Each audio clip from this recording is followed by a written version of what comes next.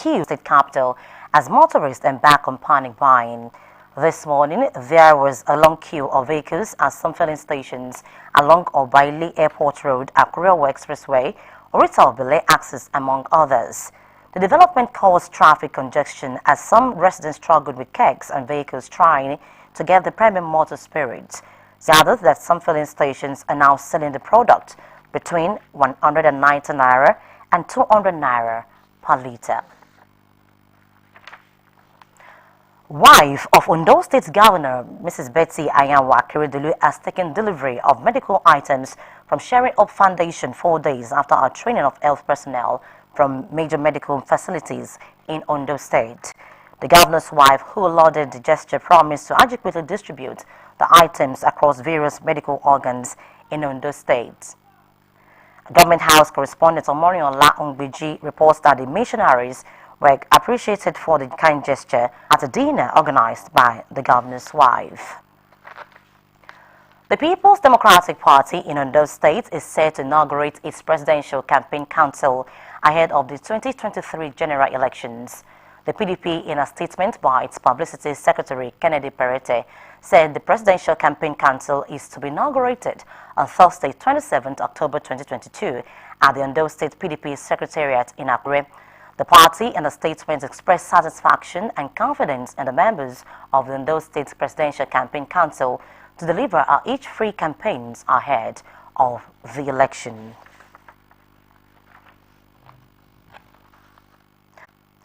Meanwhile, the Presidential Campaign Council of the Labour Party will officially begin its campaigns on Saturday, October 29 in Lafia, Nasarawa State. The Presidential Campaign Council (PCC) of the LP had shifted the initial flag off from October 20 due to the rampaging flood that affected 33 out of the 36 states of the Federation. A statement by the chief spokesperson of the LP PCC, Dr. Yunus Satanko, who confirmed the new date, said the party will earnestly start the campaign from the north-central geopolitical zone of Nigeria. In the meantime, the manifesto of Bola Tinubu, the presidential candidate of All Progressives Congress, tagged Renewed Hope 2023 Action Plan for a Better Nigeria, encapsulates the multi-sectorial policy option which will guide its administration if elected. As some Nigerians continue to clamor for an issue-based campaign in the build-up to the 2023 election, political watchers say the 80-page document will contribute to its chances at the poll. Osrc Said Aribisala reports that security, reviving the economy, and youth development top the APC candidate's agenda. Ever since the decision to take a shot at the nation's top political seat, the presidential candidate of All Progressives Congress, APC, Asiwaju Bola Tinubu, has not looked back. Recently, the APC flag bearer, alongside party faithful, converged on Abuja to unveil his agenda tagged Renewed Hope 2023 Action Plan for a Better Nigeria. The 80-page document, which contained a multi-sectoral policy option, according to the APC candidate, was arrived at after a series of consultations. What my team and I achieved in Lagos, together we all can achieve it for the Nigerian throughout this great nation. The unveiling has, however, set the tone for Nigerians to comment on the agenda as well as the ex-governor's capability to deliver. Top on his priority list of action plans are national security, economy, agriculture, education, and youth development. We go back to what he has done in Lagos, you will see that his government is totally that of youth inclusiveness. When you get to the north, you will hear people who talk about Bola Tinubu. One way or the other, he has touched their lives. The former Lagos governor also outlines policy options for healthcare, digital economy, women empowerment, judicial reforms, federalism, decentralization of power, and foreign policy. Tinubu promises huge investment in sports, entertainment and culture, youth empowerment and entrepreneurship to expand job opportunities for millions of Nigerian youths. He was the first governor in Nigeria to ever reel out paying WAEC fees. So if he says there's going to be soft loan for those who are going to university to pay back through ETF, now the ETF is going to be deployed massively for the purpose it was meant. It's education trust fund. So if you say, and it's not as if the money is not there fully, so that students can access it to go to school and pay back. Having a mechanism to do that. He was the first governor that deployed Oracle in civil service. Worthy of note, according to political watchers, is how well this agenda resonates with the voters and country. And former President Goodluck Jonathan asked to reduce friction between themselves and their deputies. It described the frosty relationship between governors and their deputies, which made it impossible for many governors to nominate their deputies to take over. Some stakeholders have asked the Federal Executive Council to look into what they describe as poor arrangements being made by the National Population Commission concerning procurement being given to 5 companies belonging to the same persons, saying this could jeopardize the exercise, the project from failing. You're still watching OSRC News at 7. After the break, we'll bring you more stories. Please don't go anywhere.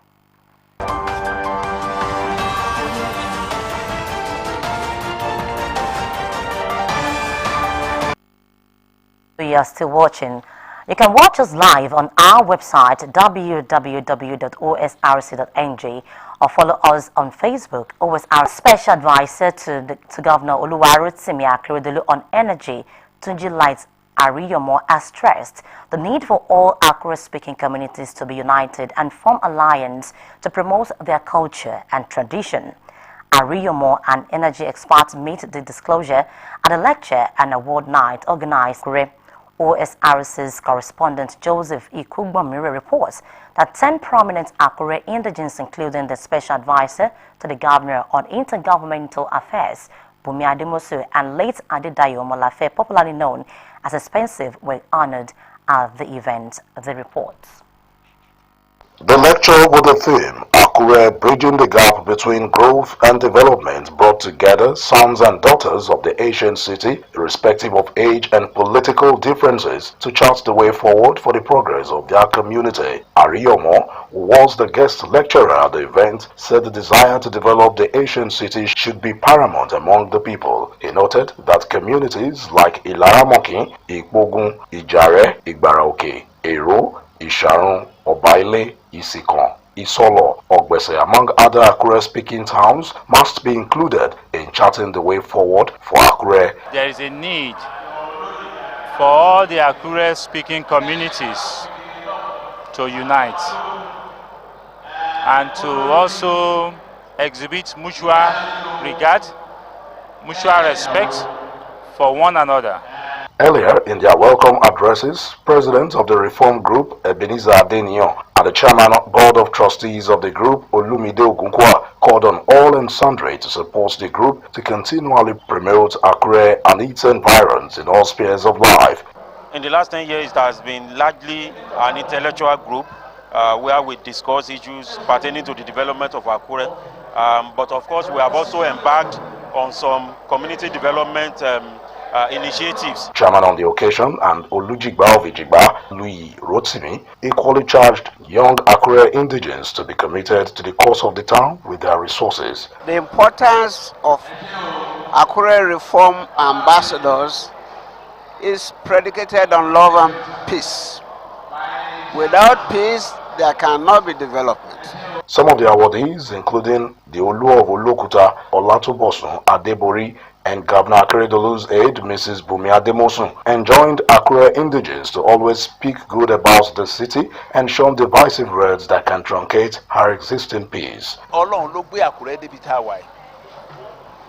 So, a túbọ̀ need ìrànlọ́wọ́ lọ́wọ́ àwọn Akure Reform Ambassador members.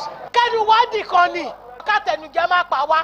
Àkúrẹ́ ò kì í ṣe alátọrọ kiri. Àkúrẹ́ ò kì í kọ́wọ́ tún àlè sókè. Prominent among those giving awards at the event include Paruben Fashionati, Chief Olufalai, Ace broadcaster and former director of programs at OSRC, Mr. Tolu Ad Joseph Ikugbomire, OSRC News. The Nigerian Labour Congress has called on the federal government to release the withheld salaries of the members of the Academic Staff Union of Universities.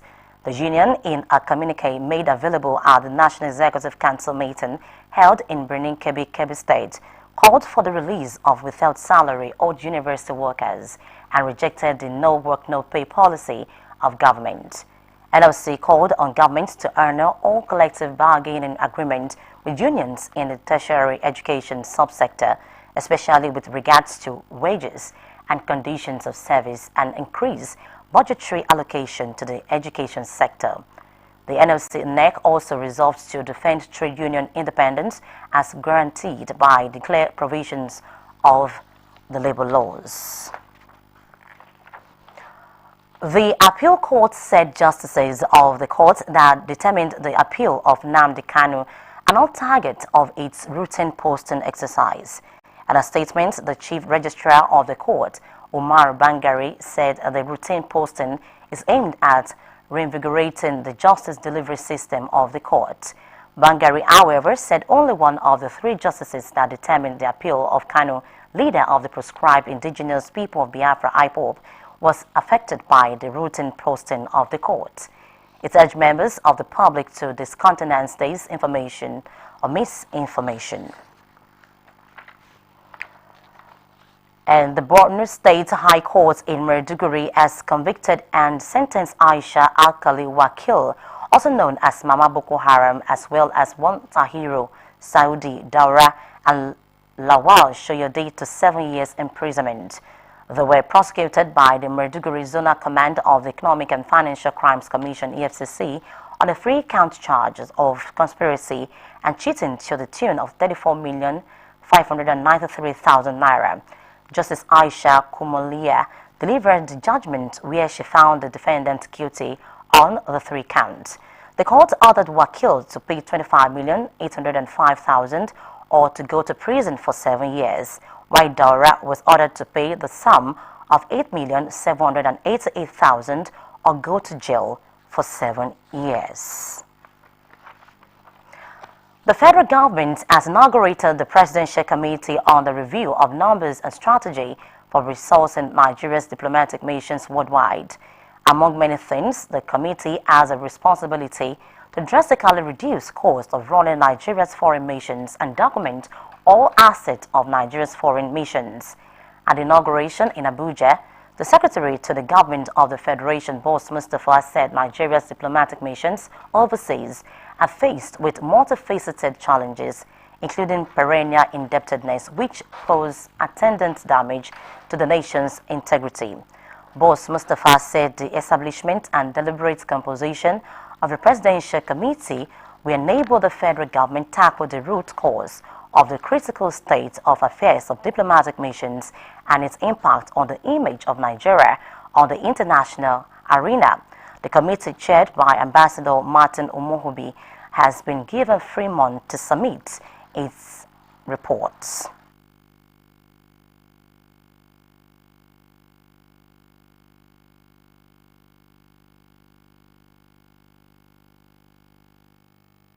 And now back to the reports on Mrs. Betty and the visit of the medical teams. Wife of Ondo State Governor Betty Ayanwa Akeredolu has taken delivery of medical items from Sharing Hope Foundation for 4 days after a training of health personnel from major medical facilities in Ondo State. The governor's wife, who lauded the gesture, promised to adequately distribute the items across various medical organs in Ondo State. Government House correspondent Omoriola Ungbiji reports that the missionaries were appreciated for the kind gesture at a dinner organized by the governor's wife. This third visit, which was referred to as post-COVID visit to Sunshine State, was at University Medical Sciences, Ondo, Unimed Annex, Akure, and Federal Medical Center, Owo, where about 500 medical personnel were trained on various skills to handle the sick and emergency cases. The team was also at Akure Recreation Center, where items for playing tennis like shoes, rackets, and bags were donated to the children at Tennis Summer Clinic as a way of encouraging them in the sport.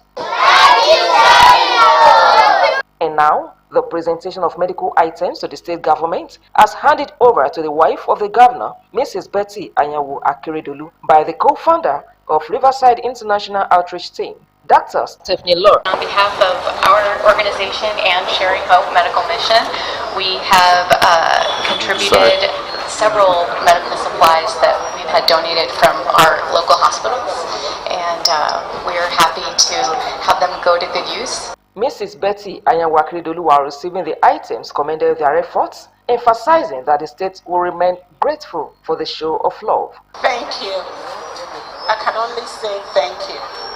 And I look forward to more of your visiting on those states. Years ahead. Sharing Hope, Riverside. Thank you so very much. She promised to ensure that the items are put to use in all the medical facilities in the state. A farewell dinner was later organized in honor of Sharing Hope medical missioners and Riverside Internationals for bringing hope to the people of the state. The dinner was attended by Deputy Governor Lucky Ayedatiwa and other cabinet members in the state. You know, the primary function mandate of any government is the security and protection of the people and their general well-being. And when you talk about general well-being, that includes our health. And what we have come to do in Nigeria is to support our health system. So we can't thank you enough.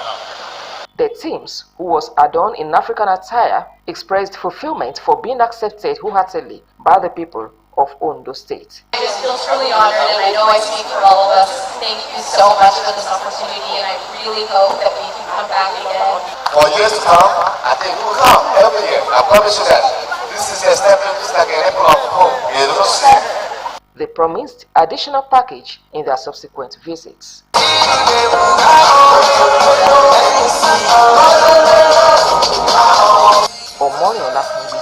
Osrc News. Now moving to the foreign scene.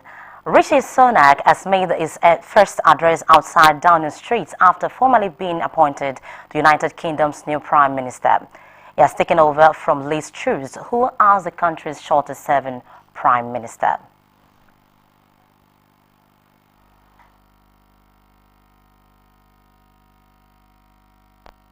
I've just been to Buckingham Palace and accepted His Majesty the King's invitation to form a government in his name.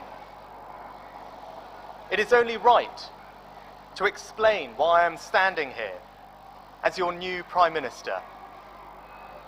Right now, our country is facing a profound economic crisis. The aftermath of COVID still lingers. Putin's war in Ukraine has destabilized energy markets and supply chains the world over. I want to pay tribute to my predecessor, Liz Truss. She was not wrong to want to improve growth in this country. It is a noble aim. And I admired her restlessness to create change. But some mistakes were made. Not born of ill will or bad intentions. Quite the opposite, in fact. But mistakes nonetheless. And I have been elected as leader of my party and your Prime Minister, in part, to fix them. And that work begins immediately. I will place economic stability and confidence at the heart of this government's agenda. The new UK Prime Minister Rishi Sunak speaking there. And still on the foreign scene, an Iranian man, Amal Arji, nicknamed the dirtiest man in the world for not taking his bath for decades, has died at the age of 94.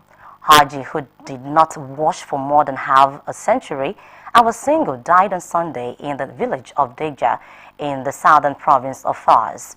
According to Iran state media, Haji had avoided showering over fears of getting sick.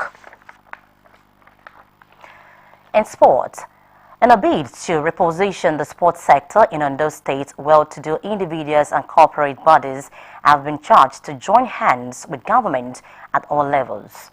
At the grand finale of a football convergence at the grassroots in Owo, tagged West Unity Cup 2022, concerned individuals applauded the efforts of the present administration to improve sporting facilities and stressed the need for more effective collaboration.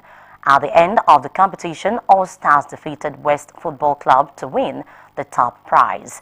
Our correspondent Wahab Bankole has details. The Owo Township Stadium witnessed the display of great football artistry at the grassroots as All Stars Owo and West Football Club traded tackles for the top prize of the West Unity Cup 2022. The tournament, which featured over 14 teams, was aimed at fostering unity and peaceful coexistence among people of the area towards promoting sports development in the council area. At the end of the action-packed final match, All Stars edged West Football Club by 2-0 to win the top prize.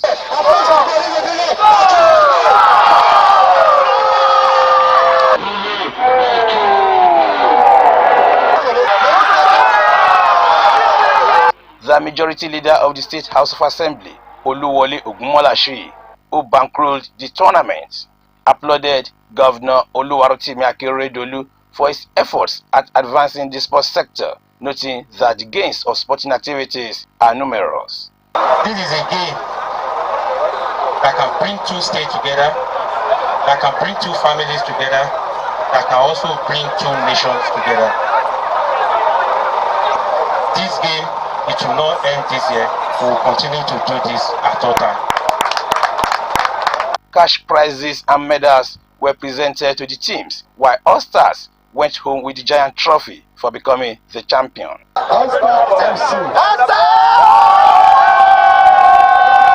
Speaking with Osrc, the lawmaker and other sports stakeholders called on corporate bodies and individuals to join hands with government towards repositioning the sector. You can see people from different areas, even people from Ondo and people from Osrc, they are all here. Whatever we do, we have to consider our youth. They are very, very important in our society. So that is more reason why we have to come up with an activity that can keep them busy.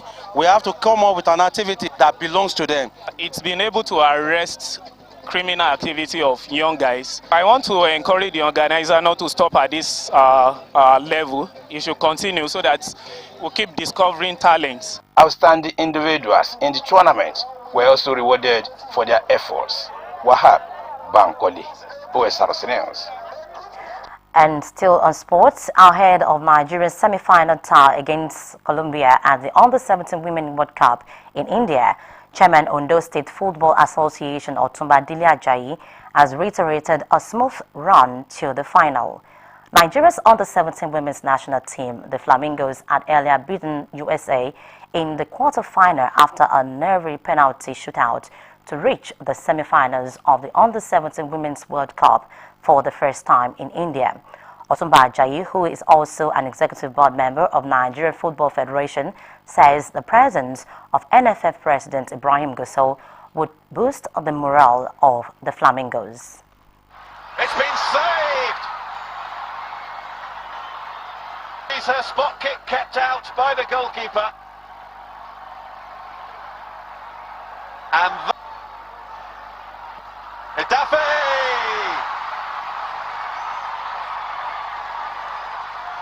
Nigeria are into the semi-final. It's going to be a tough match, but nothing is impossible for God.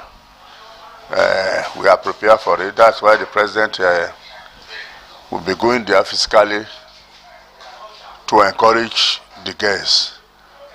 Nigeria is winning. We are going to win by the grace of God. We have started well, and we are not going to go down. We are going to continue to win. So we expect a good match from our guests. Chairman Ondo State Football Association Otumba Dele Ajayi speaking there. And with that sports story, we conclude the news tonight. But before we go, a quick look at the top stories. We told you that United States of America-based missions have donated medical items to boost health care delivery in Ondo State. Public affairs commentators have examined the All Progressives Congress APC presidential candidate Bola Ahmed Tinubu's manifesto and expressed optimism of a better Nigeria if implemented. The federal government has inaugurated a presidential committee to reduce cost of running foreign missions. And from the foreign scene, Rishi Sunak has pledged reversal of Trudeau's economic mistakes in first address as UK Prime Minister. And that's the news tonight. Thank you very much for your time. Good evening.